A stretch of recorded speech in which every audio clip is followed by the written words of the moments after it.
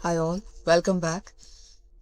Formation of carboxylic acids के continuation में आज की जो क्लास है वो बेस्ड है preparation of carboxylic acids from Grignard reagent. तो ग्रिग्नार्ड रिएजेंट पढ़ेंगे जो कि आपका सबस्ट्रेट रहेगा। ठीक है, मेरा नाम है तोशी शर्मा, जो आप अब सब जानते हैं। हमारे जो ओसीसी स्टूडेंट्स प्लेटफॉर्म के जो स्टूडेंट्स हैं they are much aware of that कि अभी क्या चल रहा है। ऑर्गेनिक की सीरीज हम कंप्लीट कर रहे हैं। Haloalkane haloarenes already uploaded है, alcohol phenols ethers already uploaded है, कार्बोक्सिलिक एसिड्स हम कंप्लीट कर रहे हैं, but aldehyde and ketones already uploaded है in the OCC students platform in YouTube. Topic शुरू करते हैं, preparation of carboxylic acid from Grignard reagent. तो सबसे पहले लिखना शुरू करिए ग्रिग्नार्ड रिएजेंट। अगर मैं लूँ CH3MgX, करेक्ट, CH3MgX, तो RMgX is a Grignard reagent. तो ग्रिग्नार्ड रिएजेंट मैंने लिया। अच्छा, इसमें समझने की बात क्या है कि मैग्नीशियम और कार्बन के बीच में कोवेलेंट बॉन्ड है और ये डिस्प्लेस्ड है कार्बन की तरफ। ये डिस्प्लेस्ड है कार्बन की तरफ क्योंकि मैग्नीशियम क्या है, मेटल है। तो इस कारण मैग्नीशियम में आ गया partial positive, therefore the magnesium has got partial positive and carbon has got partial negative. second thing, substrate is ready. Now we have to react it with dry ice. तो हम इसको जो एनसीईआरटी में लिखा हुआ है दैट इज ड्राई आइस। तो dry ice का मतलब होता है solid carbon dioxide. Usually carbon dioxide क्या है बेटा, गैशियस है। अगर आप इसको सॉलिडिफिकेशन सॉलिड के फॉर्म में ले आते हैं, so this is known as a dry ice. Presence रहेगा ड्राई ईथर का।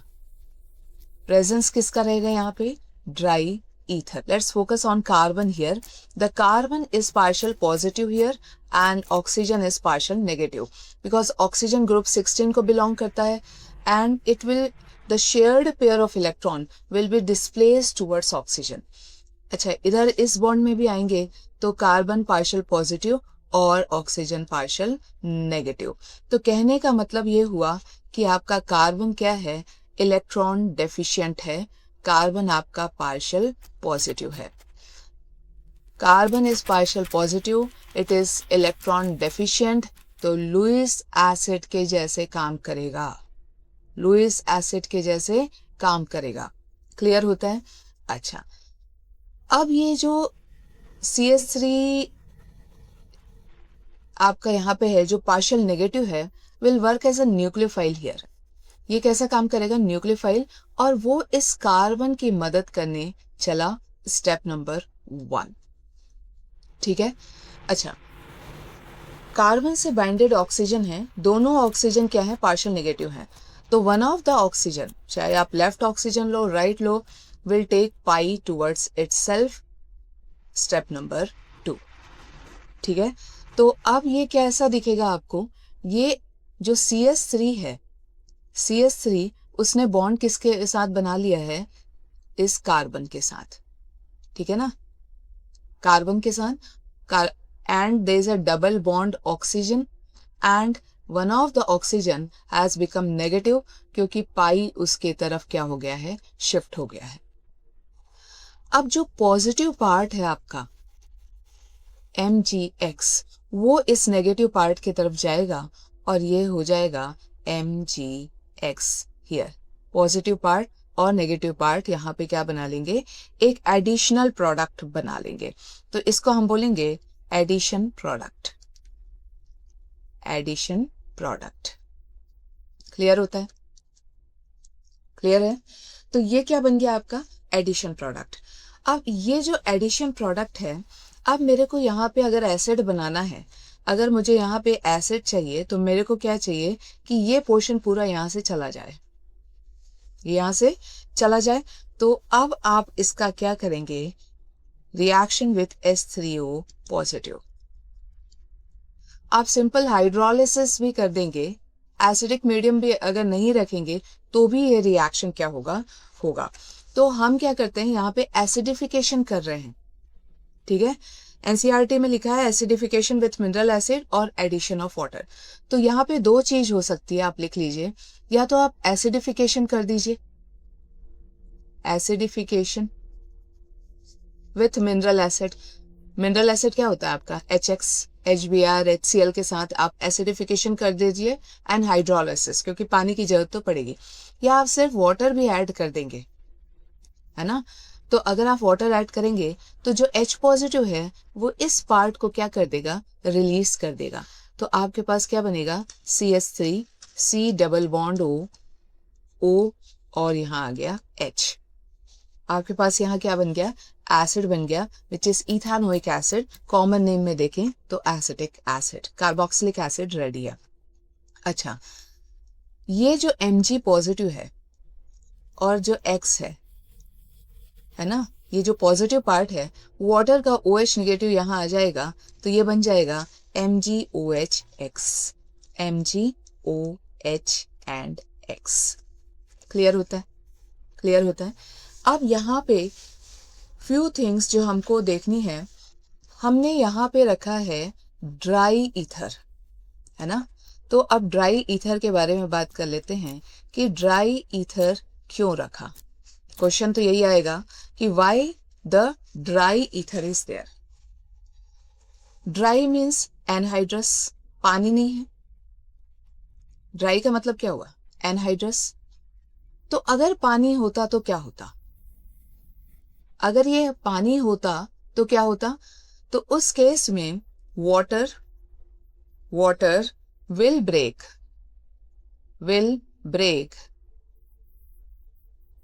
क्या ब्रेक कर देता, ग्रिग्नार्ड रिएजेंट।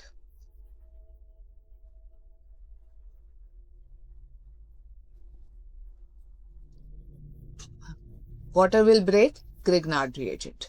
ये जो बॉन्ड आपका है, अगर आप ये एनहाइड्रस ना लेके हाइड्रस लेते, अगर थोड़ा भी पानी होता तो वाटर क्या कर देता, ग्रिग्नार्ड रिएजेंट को ब्रेक कर देता, क्योंकि ऑलरेडी मैडम कहाँ से ब्रेक करता, ये वाला पोर्शन CH3 और ये Mg और ये X।